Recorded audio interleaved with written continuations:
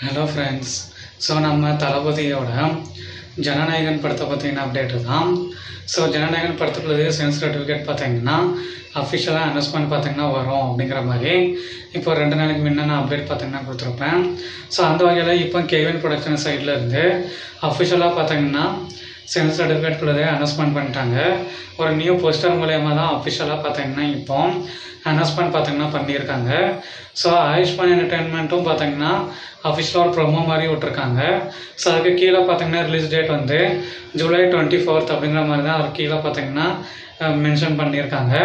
So நம்ம ஜனநாயகன் படம் பார்த்தீங்கன்னா வர ஜூலை 24 தான் தேட்டரில் பார்த்தீங்கன்னா ரிலீஸ் ஆக போகுது.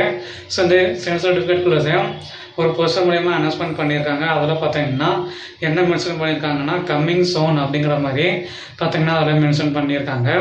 அப்படின்னா நம்ம ஜனநாயகன் படம் வர ஜூலை 23 இல்லைன்னா ஜூலை 24 பார்த்தீங்கன்னா அஃபிஷியலாக தேட்டரில் ரிலீஸ் ஆக போகுது.